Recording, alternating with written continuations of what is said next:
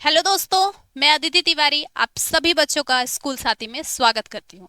तो चलिए, आज हम पढ़ने वाले हैं हमारे बायोलॉजी का पहला लेसन जो है लाइफ प्रोसेस। बिल्कुल सही बात, जैव प्रक्रम, है ना। अब जैव प्रक्रम जो सब्जेक्ट है, जो टॉपिक है, उसमें आपको ये पिक्चर्स क्यों दिख रहे हैं? आपने सोचा है कि यहाँ पे खेलते हुए बच्चे दिख रहे हैं, इतना हरा भरा सुंदर सा पेड़ दिख रहा है, एक बहुत प्यारी सी बुक दिख रही है, और भाई यहाँ पे एक कार भी दिख रही है, है ना। अच्छा, अब इसको ऐसा क्यों नहीं किया कि इस पेड़ को मैं इधर रख देती, इस बुक को मैं इधर रख देती? ऐसा भी तो मैं कर सकती थी, बट नहीं। और भाई एक चीज आप देख पा रहे हो, यहाँ पे डिवाइडर भी लगा हुआ है रेड कलर का, है ना। मतलब इन दोनों पिक्चर को अलग कर दिया है, इनको अलग कर दिया। ऐसा क्यों? आप अभी घर जाके खाना खाओगे, है ना। आपकी बुक भी खाना खाएगी क्या? खिला देना थोड़ा, दो रोटी इसको भी। हो पाएगा? नहीं। आप अपनी कार को दो रोटी खिला देना। नहीं, नहीं खिला सकते हो। क्यों? क्योंकि इनको वास्तव में किसी भी भोजन की जरूरत नहीं है ना। इनको हम बोलते हैं नॉन लिविंग, यानी कि निर्जीव, और इनको हम बोलते हैं लिविंग, यानी कि सजीव। तो सजीव जो वर्ड है वो बहुत प्यारा है। देखो, स प्लस जीव, स का मतलब होता है साथ में, और जीव जिसमें जीवन। मतलब ये ऐसे हैं जिनमें जो जीवन के साथ है ना। इन स का मतलब होता है साथ, और जीव मतलब जीवन। इनके अंदर जीवन है ना। अब जीवन है तो इनको किस चीज की जरूरत पड़ेगी? इनको कुछ प्रोसेस की जरूरत पड़ेगी, जैसे कि खाना खाने की जरूरत पड़ेगी, फिर सांस भी तो लेंगे, ये सांस लेने की जरूरत पड़ेगी। अब भाई सांस ले लिया, खाना खा लिया, अब इनके अंदर जितना हार्मफुल चीज है उसको भी तो निकालेंगे ये। अब फिर भाई इनके अंदर ना ब्लड भी पाया जाता है, तो ब्लड का भी तो अपना कुछ रोल होता है ना। ये सारी क्रियाएं ये करेंगे। इनको यदि आप इनके हाथ काट दोगे ना तो ब्लड बहेगा। ये बुक फाड़ देते हो, आप डेली एक पेज फाड़ते हो, है ना। पेज फाड़ के एरोप्लेन उड़ाते हो, कुछ तो भी न्यूसेंस आप क्लास में करते हो, है ना। तो जब इस पेज को आप फाड़ते हो तो क्या इसमें से ब्लड निकलता है? कभी कभी ना भाई हमारी कार जो है ना, उसका एक्सीडेंट हो जाता है, ठुका जाती है कार कभी कभी। तो क्या जब ये कार का एक्सीडेंट होता है तो क्या इससे ब्लड निकलता है कार से? हाँ। कोई डॉक्टर आके इस कार को भी ठीक करता है क्या, कि चलो बैंडेज लगा देता हूँ, है ना। नहीं। ऐसा क्यों होता है? क्योंकि ये निर्जीव हैं, ना इनमें कोई फीलिंग्स है, ना इनको किसी चीज की जरूरत है। लेकिन भाई ये तो सजीव हैं, है ना। इनको तो हर चीज की जरूरत होती। तो चलिए देखते हैं किस किस चीज की जरूरत होती है। ये हमारा साइंस का एनसीईआरटी हो गया, ठीक है। ये हमारा एनसीईआरटी का फर्स्ट पेज है। सभी लोग अपनी एनसीईआरटी जल्दी से ओपन करिए, देखिए क्या यही बुक है। जरूरी है भाई, क्रॉस वेरीफाई करना बहुत जरूरी है। चलिए स्टार्ट करें। How do we tell the difference between what is alive and what is not alive? सजीव और निर्जीव में हम कैसे अंतर स्पष्ट करेंगे? अभी मैंने बताया ना कैसे अंतर स्पष्ट करेंगे। चलिए एक बार फिर से गो थ्रू करते हैं। सबसे पहला बात, ग्रोथ। ग्रोथ हमें किस में देखने को मिलेगा? जल्दी बताइए, सजीव या निर्जीव में? बड़ा कौन होता है, प्लांट या कार बड़ी होती है? हाँ, प्लांट बड़ा होता है। बट कार बड़ी दिखती है क्या? आप 2 दिन बाद देखोगे तो क्या कार की हाइट बड़ी हो जाएगी? नहीं। चलिए दूसरी चीज, न्यूट्रिशन। प्लांट को भी खाने की जरूरत पड़ती है, और यहाँ पे जो मैंने कुछ बच्चे दिखाए थे, इनको भी खाने की जरूरत पड़ती। क्या इनको खाने की जरूरत पड़ती है? बिल्कुल नहीं। फिर देखते हैं तीसरा, रेस्पिरेशन। ये सांस लेते हैं, ये भी सांस लेते हैं, लेकिन क्या ये सांस लेते हैं? ये कभी आपसे शिकायत की है कि मैम लाइब्रेरी में हमें ऑक्सीजन की कमी हो रही है, थोड़ा ऑक्सीजन, थोड़ा खिड़कियां खोल दो तो हवा आए? नहीं। ना ही ये गैरेज में रहते हैं, कभी आपसे शिकायत की कि भाई साहब ये थोड़ा गैरेज में सफोकेशन हो रहा है, थोड़ा विंडो वगैरह खोल दो? नहीं, है ना। तो कुछ जो कैरेक्टर्स हैं नॉन लिविंग और लिविंग के, वो हम उनसे हम सजीव और निर्जीव का अंतर स्पष्ट कर सकते हैं। चलिए कैसे? यदि हम कुत्ते को दौड़ते हुए देखते हैं, है ना, या गाय को जुगाली करते हुए, अथवा गली में एक इंसान को जोर से चिल्लाते हुए देखते हैं, तो हम समझ जाते हैं कि सजीव है। चिल्ला के देखो एक बार, आ रही है आवाज, मतलब हम सजीव हैं, है ना। यदि कुत्ता, गाय या इंसान सो रहे हैं, तब क्या हम सोचेंगे कि ये सजीव है। बिल्कुल सही बात है। यदि कोई सो रहा है, ठीक है, हम सो रहे हैं या कोई भी सजीव सो रहा है, तो आप क्या बोलोगे? उसमें अभी हमें कोई भी प्रोसेस देखने को नहीं मिल रही, ना वो अभी खाना खा रहा है ना वो बार बार वॉशरूम जा रहा है, तो आप क्या बोलोगे? कि वह निर्जीव है? नहीं, अभी प्रोसेस आपको दिख नहीं रही है बच्चे, है ना, कि वो खाना नहीं खा रहा है या बाकी जो एक्सटर्नल प्रोसेस है वो नहीं कर रहा है, बट उसकी बॉडी में बहुत सारी ऐसी क्रियाएं हैं जो अभी भी चल रही है ना। जैसे कि आप यहाँ पे उनके नाक के पास यदि आप हाथ लगा के देखोगे ना, तो ये प्रोसेस अभी भी चल रही है, मतलब सांस लेने की प्रक्रिया अभी भी चल रही होती है। तो जब कोई इंसान या कोई सजीव सो रहा हो तो उस वक्त हम ये बिल्कुल नहीं मान सकते कि वह निर्जीव है। लेकिन हम या कैसे जानेंगे? बिल्कुल बात सही बात है, ऐसे नाक के नीचे हाथ लगाओ पता चल जाएगा, कैसे जानेंगे? हम उन्हें सांस लेते देखते हैं। सांस लेते देखते तो नहीं है, एटलीस्ट महसूस करते हैं, है ना, कि हाँ इनके नाक से CO2 बाहर निकली, कुछ हवाएं बाहर निकल रही हैं, है ना, तो हम ऐसा महसूस जरूर कर सकते हैं। चलिए, पौधों के बारे में हम कैसे जानेंगे कि वह सजीव है? अब ठीक है, इंसान कोई सो रहा है, आपने फील कर लिया, ठीक है, बट पौधों में कैसे आप फील करोगे? पौधों में तो आपको कहीं नॉस्ट्रिल्स भी नहीं मिलेंगी कि आप हाँ फील करके देख लो, नहीं मिलेगी ना, फिर पौधों में कैसे जानेंगे? हमें से कुछ कहेंगे कि वे हरे दिखते हैं। हरे दिखते हैं तो क्या बोलोगे? कि वह सजीव हैं। लेकिन उन पौधों के बारे में क्या कहेंगे जिनकी पत्तियां हरी ना होकर के क्या होती हैं? अन्य रंग की होती हैं, है ना। How do we know that they are alive? We see them green. Some of us will say, but what about plants that have leaves of colors other than green? देखिए, आपने कभी मशरूम देखा है? मशरूम को भी हम plant की category में ही रखते हैं, ठीक है, लेकिन मशरूम ग्रीन होता है क्या? नहीं।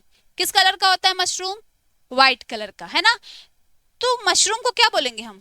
कि वह जिंदा है, सॉरी सजीव है या निर्जीव है? सजीव बोलेंगे। क्यों बोलेंगे? क्योंकि अतः हम कह सकते हैं कि वह सजीव है। क्यों? क्योंकि उनमें समय के साथ हमें क्या देखने को मिलता है? वृद्धि, है ना।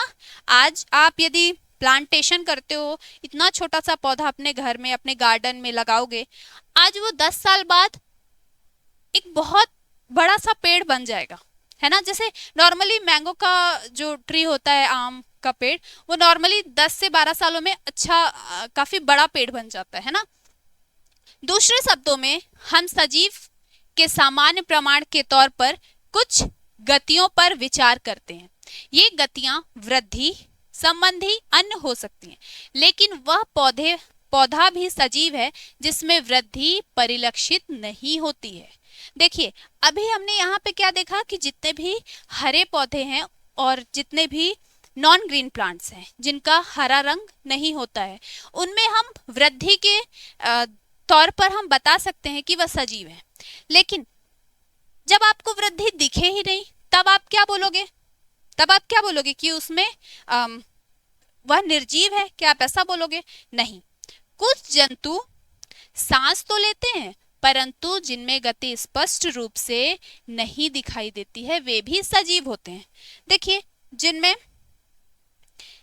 सांस लेते पर आपको उनकी गति नहीं दिखेगी, है ना, आप डेली उनकी हाइट को मेजर नहीं कर सकते हैं। जैसे हम नॉर्मली, हमारे साथ भी ऐसा ही होता है कि यदि हम 5 मेंबर्स हैं अपने घर में, तो डेली आप ऐसा हाइट मेजर करते हो क्या? आप डेली हाइट तो नहीं देख सकते कि अच्छा आज तुम्हारी हाइट 3 इंच बढ़ गई, कल तो 4 इंच बढ़ी थी, आज 3 ही इंच बढ़ी, ऐसा आप बता नहीं सकते उनको, है ना।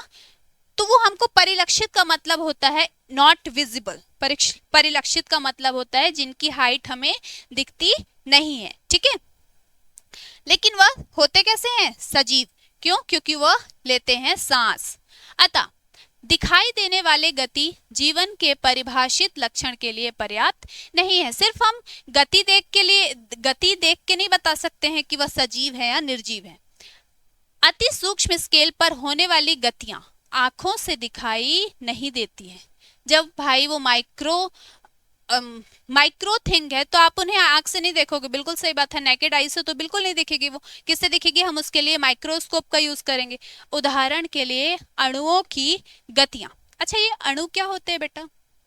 जैसे देखिए ये क्या है, ये है ऑक्सीजन, है ना, ये एक ऑक्सीजन है।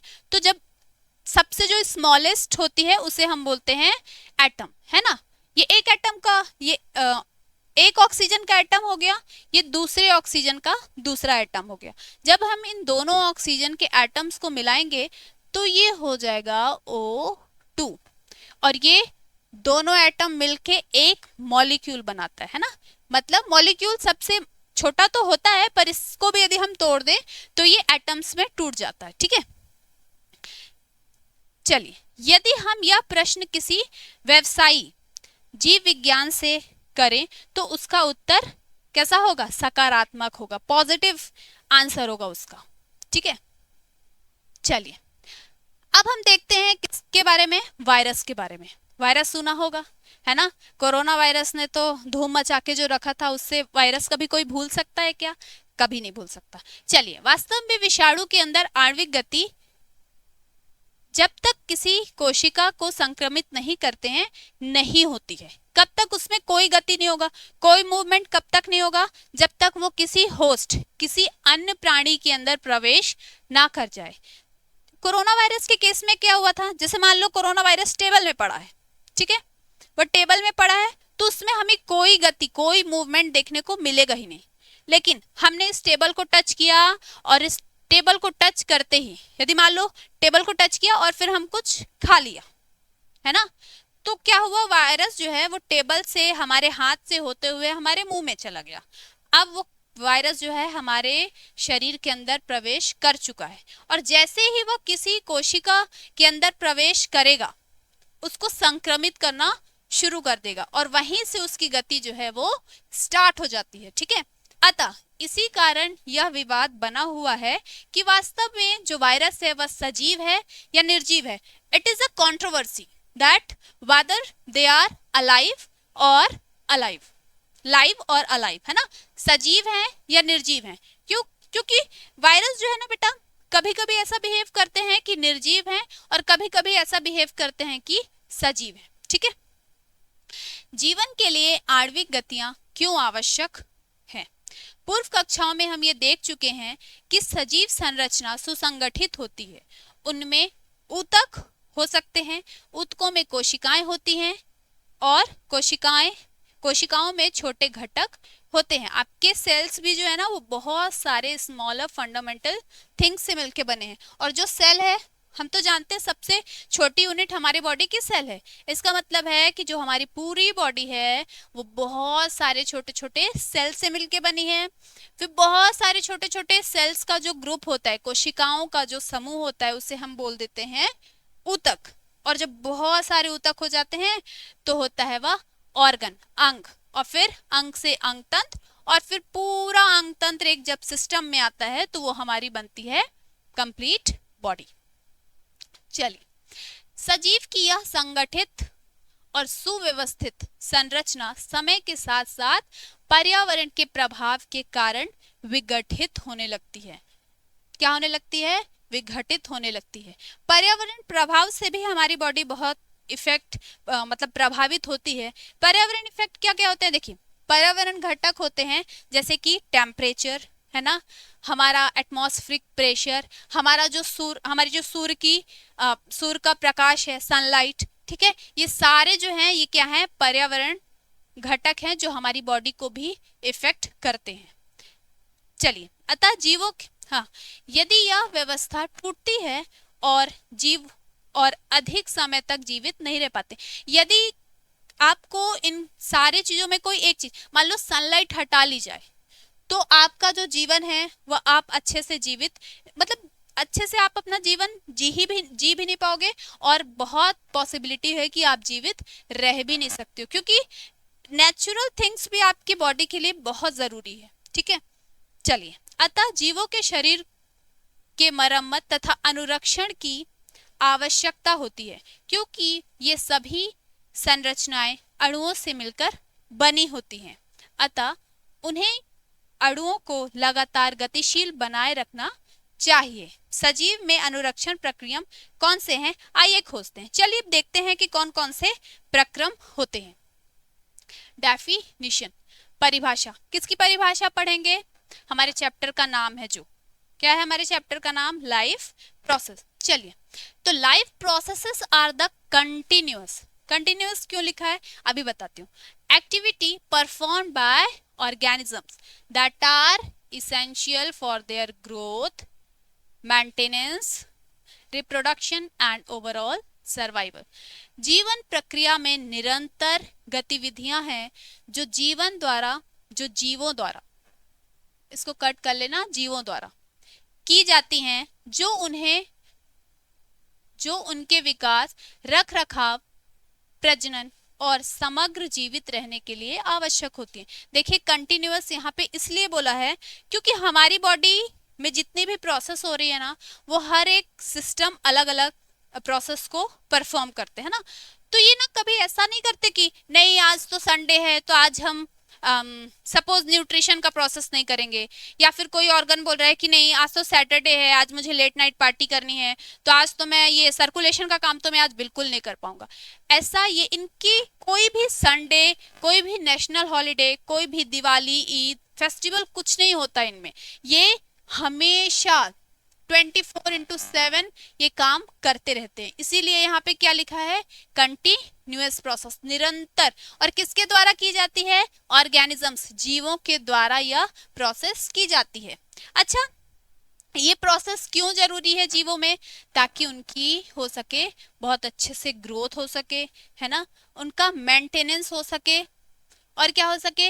रिप्रोडक्शन हो सके, और क्या हो सके? ओवरऑल सभी जो भी उनको जीवित रहने के लिए इसेंशियल है, सरवाइव करने के लिए जितनी भी चीजें जरूरी है वह हो सके।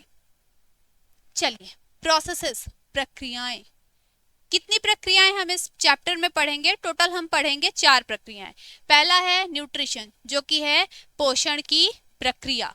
दूसरा प्रोसेस आप पढ़ेंगे रेस्पिरेशन, यानी कि श्वसन की प्रक्रिया। तीसरा है एक्सक्रीशन, उत्सर्जन की क्रिया। और चौथा है ट्रांसपोर्टेशन, यानी कि परिवहन की प्रक्रिया। आपको पता है बच्चों, ये सारी प्रक्रियाएं जो है ना, इसके लिए एक अलग अलग हम सिस्टम के बारे में भी पढ़ेंगे। जैसे देखो न्यूट्रिशन है ना, मैं आपको एक एग्जांपल से बताती हूँ। जैसे स्कूल है, स्कूल का जो पूरा सिस्टम है वो किसके हैंड में होता है? प्रिंसिपल मैम देखती है ना। ऐसे ही न्यूट्रिशन का जो हेड है या न्यूट्रिशन का जो प्रोसेस है वो कौन करेगा? उसके लिए एक अलग सिस्टम है जिसे हम बोलेंगे डाइजेस्टिव सिस्टम। उस सिस्टम के बारे में हम पढ़ेंगे। रेस्पिरेशन, रेस्पिरेशन के लिए एक अलग सा ऑर्गन भी है और एक सिस्टम भी है। इसमें हम पढ़ेंगे लंग्स के बारे में और रेस्पिरेटरी ऑर्गन के बारे में, यानी कि श्वसन अंग और श्वसन तंत्र के बारे में। नेक्स्ट है एक्सक्रीशन।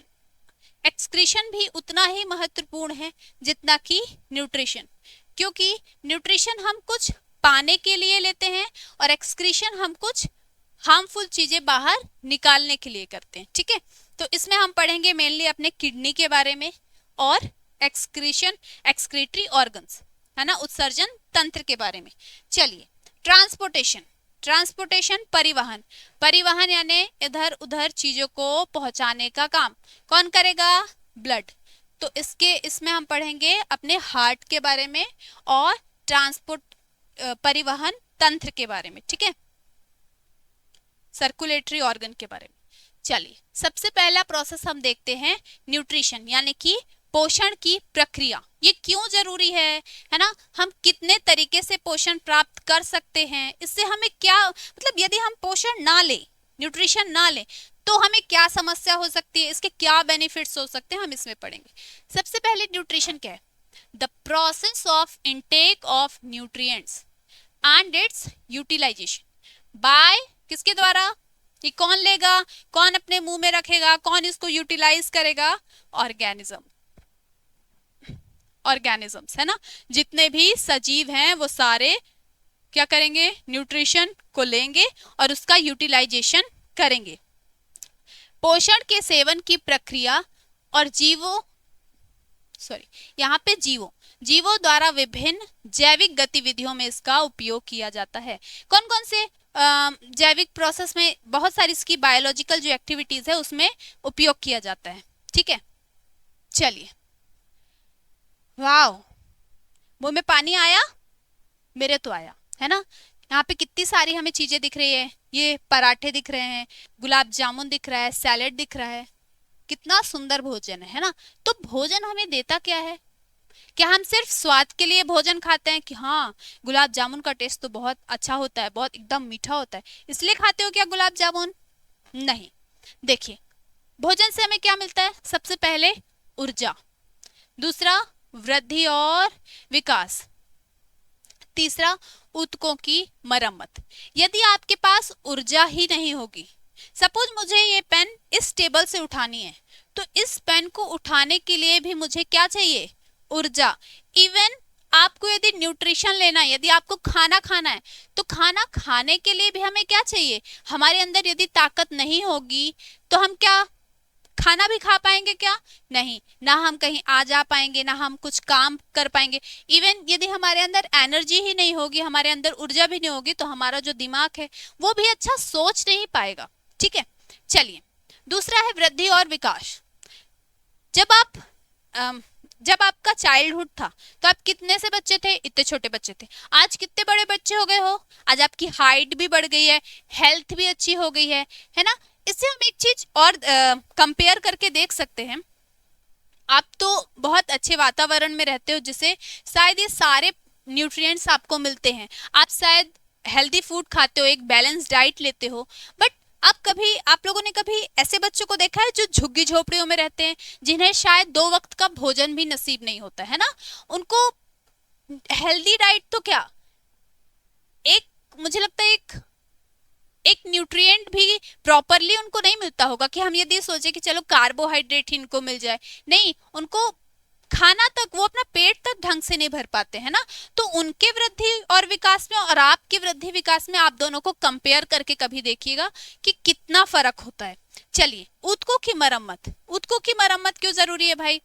यदि आपको चोट लग गई, सपोज आप साइकिल चला रहे हो, चोट लग गई है ना, उस चोट को भरने के लिए हमें ऊतकों की जरूरत तो पड़ेगी। क्यों? क्योंकि हमारी जो बॉडी है वो किससे बनी हुई है? सेल से। और ग्रुप ऑफ सेल जो होता है वो क्या होता है? ऊतक, है ना। तो ऊतक ही उस घाव को भरने का काम करेंगे। समझ में आया बच्चों? भोजन हमें क्या देता है, भोजन क्यों जरूरी है? ठीक है, चलिए यहां से भी देख लीजिएगा। एनर्जी देता है, ग्रोथ कराता है हमारी बॉडी का, है ना, हमारे मेंटल को भी डेवलप करता है, और रिपेयरिंग ऑफ टिश्यू को रिपेयर करता है। यदि टिश्यू टूट फूट जाए, है ना, तो उसको रिपेयर करता है। चलो, how living things get food. आखिर अब लिविंग थिंग्स को भोजन मिलेगा कहाँ से? ठीक है, आप बार बार इतनी बातें बता दिए, भोजन हमें ये देता है, भोजन से हमारी बॉडी में ये इफेक्ट होता है, बट लिविंग थिंग्स जो है वो भोजन प्राप्त कैसे करेंगे, कहाँ से प्राप्त करेंगे? तो देखिए, इसके ना 2 तरीके होते हैं। 2 तरह से जो लिविंग थिंग्स है वो अपना भोजन प्राप्त कर सकते हैं। सबसे पहला ऑटोट्रॉफिक, जिसे स्वपोषी पोषण कहते हैं। दूसरा हेटरोट्रॉफिक या परपोषी पोषण कहते हैं। ऑटोट्रॉफिक क्या होते हैं? ऑटो का मीन्स होता है, देखिए, स्व प्लस पोषी, या 2 शब्दों से मिलके बना है, स्व प्लस पोषी। स्व का मतलब होता है स्वयं, खुद, किसी पे डिपेंड ना होना, है ना। बोलते ना सेल्फ डिपेंड बनो, सेल्फ डिपेंड बनो, कुछ खुद बन के दिखाओ, अपने पैरों पे खड़े होके दिखाओ। तो बेटा ये अपने पैरों पे खड़े ही हैं, है ना, ये किसी पर निर्भर नहीं है अपने खाने के लिए। हेटरोट्रॉफिक, ये इसको हम डिटेल में बाद में पढ़ेंगे, अभी इसको देखो। हेटरोट्रॉफिक, हेट्रो मतलब दूसरों पर, है ना, और ट्रॉफिक मतलब खाना। तो जो अपने भोजन के लिए दूसरों पर डिपेंड होते हैं उन्हें हम क्या बोलते हैं? हेटरोट्रॉफिक। ठीक है, हेटरोट्रॉफिक में भी हम 3 कैटेगरी पढ़ेंगे, जैसे कि होलोजोइक ग्रहणशील, पैरासाइटिक परजीवी, सेप्रोट्रॉफिक मृतजीवी। चलिए, ऑटोट्रॉफिक में हम देखते हैं मेनली किसको? प्लांट्स को। ऑटोट्रॉफिक में हम देखेंगे प्लांट्स को, है ना, यानी पौधों को। अभी जो आप इतना ग्रीन प्लांट हरे पौधे कर रहे थे ना, तो ये सारे जो हरे पौधे हैं वो आते हैं इसमें। और इसमें हम देख सकते हैं कुछ बैक्टीरिया, जैसे कि साइनोबैक्टीरिया और कुछ एल्गी भी आती हैं, ठीक है। और बैक्टीरिया, कुछ एक आध बैक्टीरिया भी आते हैं। वो बैक्टीरिया इसलिए करते हैं क्योंकि उनका रंग जो होता है वो हरा होता है, और जितने भी हरे जहां भी हमें हरा पिगमेंट दिखेगा, ग्रीन कलर दिखेगा, हम जान जाएंगे कि वहां क्या होगा, क्लोरोफिल। इसलिए मैंने बैक्टीरिया भी लिखा है, ठीक है, बैक्टीरिया भी लिख देती हूँ। चलिए अब देखते हैं होलोजोइक। चलिए, होलोजोइक का मतलब क्या होता है? इस होलो का मतलब होता है होल, यानी कि पूरा का पूरा, है ना। तो ऐसे जीव जो अपना भोजन पूरा लेते हैं, पूरा लेने का मतलब है या तो वो सॉलिड फॉर्म में लेते हैं या लिक्विड फॉर्म में। अब पूरा कैसे लेते हैं? इंजेक्शन की प्रोसेस करके, ठीक है। मतलब पहले वो इंजेक्शन करते हैं और उनके बॉडी में बाद में डाइजेशन की प्रोसेस होती है। हम भी तो ऐसे ही करते हैं ना, हम भी तो पहले भोजन लेते हैं, उसके बाद हमारे पेट में उसका डाइजेशन होता है। तो हम भी किस में आते हैं? होलोजोइक न्यूट्रिशन में, ह्यूमन बीइंग्स। और एक होता है अमीबा। अमीबा का न्यूट्रिशन भी मैं आपको बाद में बताऊंगी। चलिए, पैरासाइटिक, परजीवी। पर का मतलब होता है दूसरों पर। अब किस में दूसरों पर? या तो एनिमल्स ही दूसरे एनिमल्स या दूसरे प्लांट्स पर निर्भर होते हैं। जैसे कि मैं बताऊं, अमरबेल कस्कुटा है ना, वो जो अमरबेल कस्कुटा जो है वो दूसरे प्लांट पर निर्भर होता है। और यदि मैं यहाँ पे टेपवर्म और लाइस है ना, ये दूसरे जीवों पर डिपेंड होते हैं। इसमें भी दो प्रकार के होते हैं, एक जो बाहरी मतलब बाहरी सतह पर होते हैं और एक जो आंतरिक सतह मतलब बॉडी के अंदर होते हैं। ये जो टेपवर्म है ना, ये नॉर्मली आपको ह्यूमंस के इंटेस्टाइन, आंतों में देखने को मिलता है। ये क्या करता है? देखो, ह्यूमन ने न्यूट्रिशन बनाया, ठीक है, सारे जो इसेंशियल न्यूट्रिएंट्स हैं वो बना लिया। अभी भोजन अच्छे भोजन करके जितने भी प्रोसेस हैं उससे हमारा भोजन गुजर गया है, अब उससे जो है वो न्यूट्रिएंट बन गया है। अब ये टेपवर्म क्या करेगा? उन अच्छे इसेंशियल न्यूट्रिएंट्स को ले लेगा। क्या इसने मेहनत की खाना खाने में या उसे डाइजेस्ट करने में? नहीं। इसने क्या किया? जो एक होस्ट मतलब जिसके ऊपर ये रह रहा है, सपोज ह्यूमन बीइंग के आंत में रहता है, तो ह्यूमन बीइंग ने जो भी अच्छा खाना बनाया, मेहनत किसने किया? मनुष्य ने। लेकिन उसका फल कौन ले गया? इस टेपवर्म ले गया। ऐसे ही जो लाइस होता है, जैसे हम जुएं बोल सकते हैं ना, तो ये ह्यूमन के बॉडी स्काल्प में होता है। अब ये क्या करता है? हम इतना अच्छा भोजन करके, अनार तो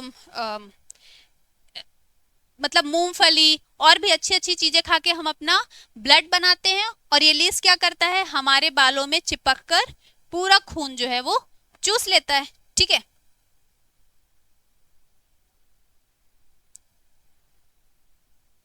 चलिए अब हम देखते हैं सेप्रोट्रॉफिक। सेप्रोट्रॉफिक का मीन्स ये होता है, इसमें ऐसे जीव आते हैं जो सड़े गले पदार्थों पर निर्भर होते हैं। जैसे मान लो कोई पंछी मर गया है, ठीक है, किसी पंछी की डेथ हो गई है और वो पड़ा है वहीं पे।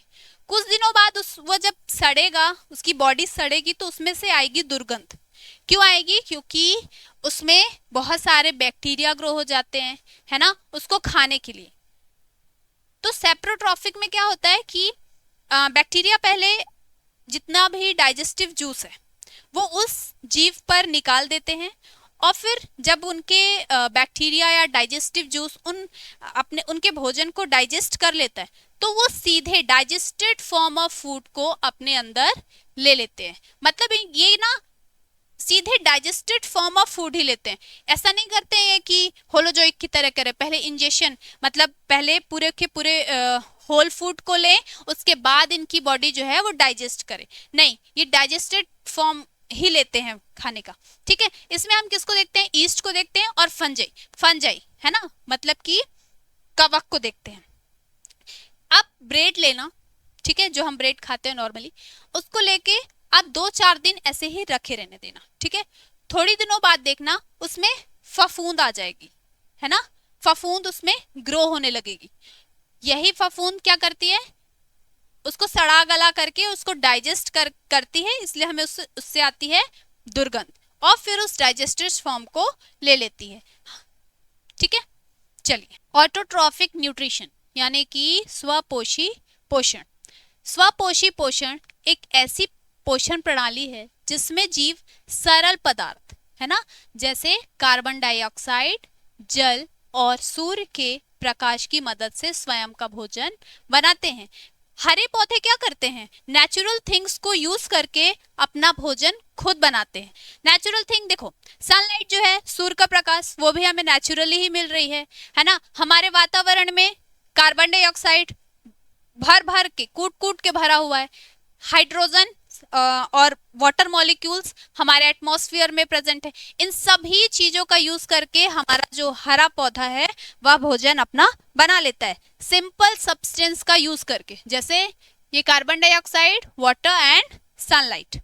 It mainly occur in green plants, algae and some bacteria. मैं आपको पिछले स्लाइड में भी ये चीज बता चुकी हूँ कि ये किस में होता है, हरित पौधों में होता है, कुछ शैवालों में होता है और कुछ बैक्टीरिया जैसे कि साइनोबैक्टीरिया। ठीक है, हरित पौधे एक प्रक्रिया के द्वारा अपना भोजन तैयार करते हैं जिसे प्रकाश संश्लेषण कहा जाता है। देखिए, मैं आपको प्रकाश संश्लेषण जो कि पौधों में होता है और कुकिंग कहाँ करते हैं हम, अपने घर में। ठीक है, इनमें मैं बहुत अच्छा आपको डिफरेंस बताती हूँ। चलो, कुकिंग हमारे घर में कहाँ पे होता है, हमारे किचन में। जिस रूम में हम कुकिंग करते हैं उसे हम क्या बोलते हैं, किचन। क्या बेडरूम में कुकिंग करते हो क्या, नहीं, है ना। ऐसे ही प्लांट अपना जो कुकिंग है वो कहाँ करते हैं, पत्तियों में। ठीक है, इसीलिए पत्तियों को क्या कहा जाता है, किचन ऑफ प्लांट या फूड फैक्ट्री ऑफ प्लांट। ऐसे ही हम बहुत सारे वेराइटीज ऑफ मसाला का यूज करके, है ना, अलग अलग तमाम तरह के मसालों का यूज करके हम खाना बनाते हैं। लेकिन ये किसका यूज करते हैं, सिर्फ कार्बन डाइऑक्साइड, वाटर और सनलाइट। ठीक है, यदि हमारे घर में गैस ना हो तो हम क्या करेंगे, हम खाना नहीं बना पाएंगे। ऐसे ही यदि इनमें क्लोरोफिल पिगमेंट मतलब क्लोरोफिल नाम का जो पिगमेंट है, यदि वह उपस्थित ना हो तो इनकी जो फोटोसिंथेसिस की प्रोसेस है वह कंप्लीट नहीं हो पाएगी। आपको फोटोसिंथेसिस की प्रोसेस समझ में आई, जिनके थ्रू पौधे अपना खाना बनाते हैं। यदि कभी भूल जाओ तो याद रखना कि हमारी मम्मी यदि खाना बनाती है तो उस प्रोसेस को हम कुकिंग बोलते हैं, है ना। उसको प्लांट से बस कंपेयर कर लेना। ये देखो कितना सुंदर प्लांट है ना। ये क्या है, ये सनरेज आ रही है ना। ये क्या है, इसका फ्लावर है, ये तना है, जड़ें हैं। ठीक है, और ये है भाई इसका किचन, जिसे हम बोलते हैं लीव्स। सनलाइट नेचुरली रूप से एब्जॉर्ब करता है और ये कार्बन डाइऑक्साइड कहाँ से लेता है, एटमॉस्फेयर से, हमारे वातावरण से। वाटर कहाँ से लेता है, ये जो इसकी जड़ें हैं ये ग्राउंड से बहुत सारा पानी जो है वो एब्जॉर्ब कर लेती हैं और फिर डिफरेंट ऑर्गन्स में पहुंचाने का काम करती हैं। ठीक है, तो इन तीनों को मिला करके हमारा जो फोटोसिंथेसिस है उसका प्रोसेस स्टार्ट होता है। इसका हम फॉर्मूला देख लेते हैं। देखिए, फॉर्मूला आपको दिख रहा है, 6 हम लेंगे CO2 के मॉलिक्यूल्स, 12 H2O। CO2 को कार्बन डाइऑक्साइड, H2O जल। किसके प्रेजेंस में होगा, क्लोरोफिल। क्लोरोफिल क्या है, क्लोरोफिल यदि प्रेजेंट होता है तो हमें जो प्लांट्स के पार्ट्स हैं वो हमें कैसे दिखते हैं, हरे। ठीक है, और क्या लगेगा भाई, इसको सनलाइट भी लगेगा, तो ये क्या बनाएगा, 6C6H12O6 यानी कि ग्लूकोज। और क्या बनेगा, ऑक्सीजन, और ये ऑक्सीजन ही हम क्या करते हैं, यूज कर लेते हैं। ठीक है, और 6 H2O जो है वो फिर से एटमॉस्फेयर में चली जाएगी। ठीक है, देखिए इस जो भी हम रेस्पिरेशन में जो कार्बन डाइऑक्साइड हम निकालते हैं वो प्लांट इधर यूज करते हैं, और फोटोसिंथेसिस के थ्रू जो ऑक्सीजन प्लांट रिलीज करते हैं उसी को हम अपने रेस्पिरेशन में यूज करते हैं। चलिए अब हम देखते हैं स्टेप्स ऑफ फोटोसिंथेसिस। सो सबसे पहला स्टेप क्या है? Sunlight absorption. आपको पता है जो फोटोसिंथेसिस की प्रोसेस को आगे बढ़ाता है ना, उसमें सनलाइट बहुत अहम भूमिका निभाता है। यदि सनलाइट ना हो तो हमारी जो फोटोसिंथेसिस की प्रोसेस है वो आगे बढ़े ही नहीं, कंप्लीट ही ना हो। तो क्या करता है? पत्तियों का क्लोरोफिल सूर्य के प्रकाश को सोख लेता है। सोखने का काम करता है पत्तियां, लीव्स करती हैं। दूसरा प्रोसेस वाटर ब्रेकडाउन। वाटर जो है उसका यदि हम सूत्र देखें तो H2O, ये किस में टूट जाता है? Water splits into hydrogen and oxygen using sunlight. Sunlight का यूज करके यह जो है हाइड्रोजन और ऑक्सीजन में टूट जाता है, ठीक है, प्लस ऑक्सीजन में। नाउ कार्बन डाइऑक्साइड यूजेस, जो कार्बन डाइऑक्साइड है अब उसका कैसे यूज होगा? तो CO2 from air combines with hydrogen to make glucose. अब देखो, जब यहाँ पे वाटर का अपघटन हुआ था, जल का अपघटन हुआ था, इससे जो हाइड्रोजन हमारा रिलीज हुआ है, इसी से जो CO2 है वह क्या करेगी? कंबाइन करके और फिर ग्लूकोज बनाएगी। इधर देखिए, यहाँ पे ग्लूकोज बना है, ये कहाँ से बना है? ये जो वाटर मॉलिक्यूल्स टूटा, इससे कार्बन डाइऑक्साइड कंबाइन करा और फिर बन गया हमारा ग्लूकोज, ठीक है। चलिए last process, oxygen release. Oxygen is release into air as a by product. किसके रूप में छोड़ी जाती है ऑक्सीजन? एक उप उत्पाद के रूप में छोड़ी जाती है। और यह ऑक्सीजन किसके द्वारा ग्रहण की जाती है? हम जीवों के द्वारा ग्रहण की जाती है, ठीक है। चलिए, अब कोई चीज जब हम पढ़ते हैं ना तो उसके महत्व को पढ़ना बहुत जरूरी है कि आखिर ये हम पढ़ते क्यों हैं, है ना। यदि ये प्रोसेस नहीं हो तो क्या होगा? तो चलिए, पौधों को आत्मनिर्भर बनाना। वैसे सरकार अभी बेटियों पर ज्यादा जोर दे रही है कि आत्मनिर्भर बनाओ, बट हम यहाँ पे अभी पौधों की बात कर रहे हैं। तो पौधों को क्या बनाना? आत्मनिर्भर बनाना। यदि आज आप डिनाई कर दो, भाई मना कर दो, आज मैं आम के पौधों को खाना नहीं दे रही हूँ, है ना, तो बेचारे क्या हो जाएंगे? मर जाएंगे भूख के मारे। इसलिए वो किसी पे डिपेंड नहीं रहते हैं, है ना, वो खुद ही अपना भोजन बना लेते हैं। दूसरा, वातावरण में ऑक्सीजन प्रदान करना। एक तो वो खुद भी आत्मनिर्भर है और आपको भी, आपकी भी सहायता कर रहे हैं, क्या करके? ऑक्सीजन प्रदान करके। यदि ऑक्सीजन ये प्रदान ही ना करे तो हम सांस भी नहीं ले पाएंगे। खाद्य श्रृंखला की शुरुआत। आपको पता है खाद्य श्रृंखला जो फूड वेब है, फूड चेन है, उसकी शुरुआत जो है वो किससे होती है? पौधों से होती है। क्यों? देखो, पौधों को कौन खाएगा? कोई जीव खाएगा, फिर उन जीवों को दूसरा जीव खाएगा। जैसे मान लो पौधे को कौन खाएगा? बकरी, फिर बकरी को कौन खाएगा? मान लो शेर खा लेगा, ठीक है। तो खाद्य श्रृंखला भी बनाने का काम कौन करता है? पौधे करते हैं, ठीक है। चलिए, तो ये सेशन आपको कैसा लगा आप मुझे जरूर बताइएगा। और इसके बाद रिवीजन बहुत जरूरी है, क्योंकि हम कोई चीज पढ़ें लेकिन उसको रिवाइज ना करें तो फिर हम बाद में फिर से हम सुनने में आ सकते हैं। इसलिए आपको रिवीजन करना उतना ही जरूरी है जितना कि पढ़ना, ठीक है। तब तक के लिए जय हिंद, जय भारत।